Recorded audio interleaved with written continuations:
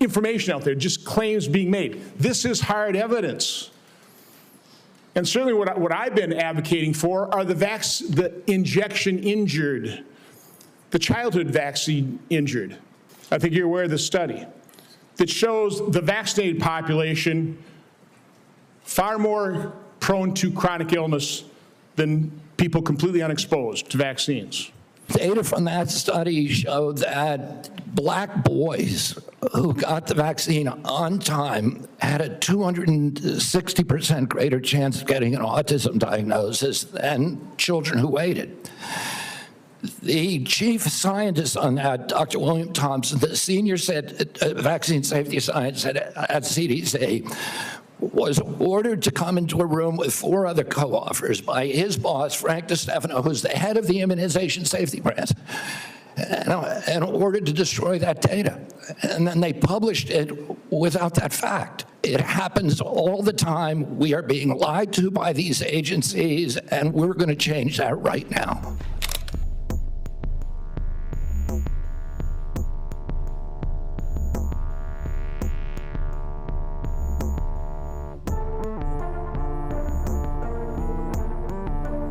The CDC recast the vaccine safety section of its website, igniting a firestorm over claims linking childhood vaccines to autism. The updated page now argues the claim, vaccines do not cause autism, is not evidence-based because studies have not ruled out the possibility. It also states that health authorities have ignored studies suggesting a potential link between infant vaccines and autism.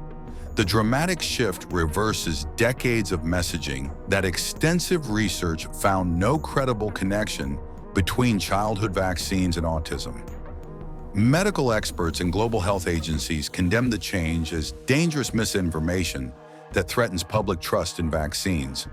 The rewrite comes as Health Secretary Robert F. Kennedy Jr., a longtime vaccine skeptic, reshapes leadership and policy at the CDC and HHS. The site previously said, studies show no link between receiving vaccines and developing autism spectrum disorder. The anti-vaccine group Children's Health Defense, which was previously led by Kennedy, applauded the changes to the CDC's website. The revised page now opens with language asserting that certainty about safety has not been scientifically proven. Public health organizations warn the shift may fuel vaccine hesitancy and erode decades of progress against preventable childhood diseases. State and national medical groups call the update inaccurate and potentially harmful to families seeking reliable health guidance. The CDC webpage now promises a new review into possible biologic mechanisms and potential causal links behind autism. The controversy deepens concern over major staff departures and the sidelining of long-standing CDC scientific teams. For years, vaccines have been among the most rigorously studied tools in medicine, credited with saving millions of lives. Kennedy has linked vaccines to autism and sought to rewrite the country's immunization policies. The CDC has dropped recommendations for COVID shots for pregnant women and children, and HHS has cut research funding. U.S. President Donald Trump has also linked autism to use of the pain medication Tylenol by pregnant women, a claim also not backed by scientific evidence. Thank you, Senator Johnson. Thank you, Mr. Chairman. Secretary Kennedy, first of all, thank you for your willingness to serve and for putting up with this abuse. 5 minutes is even close to refute all the falsehoods that have been confidently spewed during this hearing.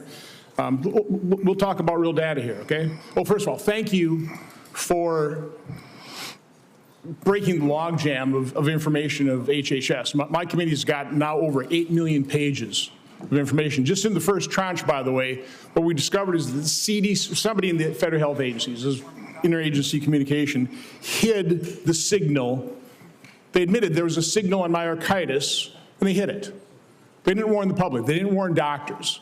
So that's just one instance of corruption, and lies told by the CDC. We've got a lot of others we'll be rolling out, okay? So we held our first hearing and permanent subcommittee investigation on that hiding of the signal myocarditis. We've heard a lot of studies, okay? As I've looked into science, it's been thoroughly corrupted.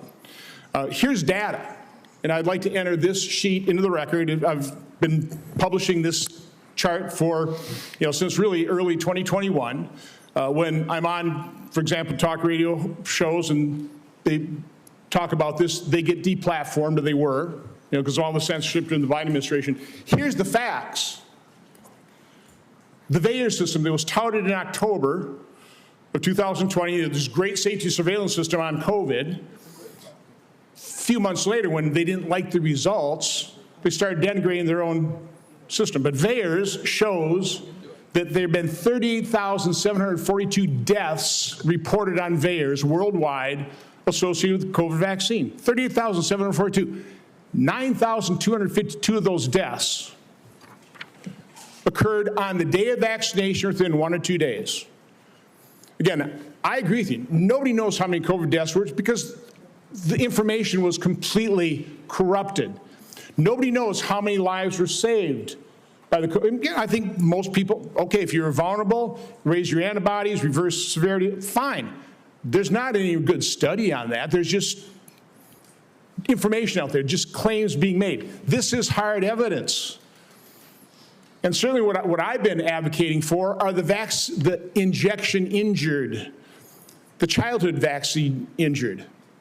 We're going to be holding a hearing next Tuesday on a study done by a high-integrity healthcare facility that shows, that actually looked at vaccinated versus unvaccinated, very high-quality study. I'm not going to steal the thunder of Aaron Seary, who's going to be testifying on this.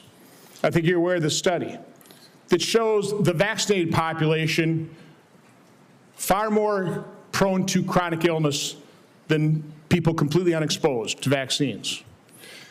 That is just one example of how science has been corrupted by the way, the study was conducted, and when they conducted this, oh no, no matter what the results are, we're going to release this.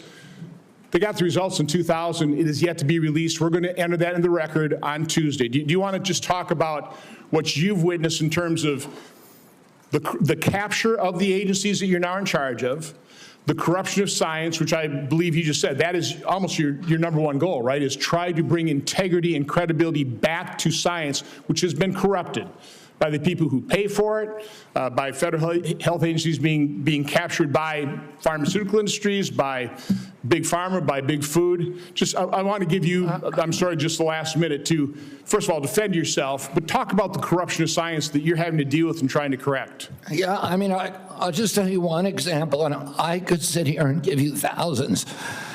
But in 2002, CDC did an internal study of Atlanta and Fulton County, Georgia children, and looked at children who got the MMR vaccine on time and compared those to kids who got them later. So in other words, kids who got them before 36 months and kids who got them afterward.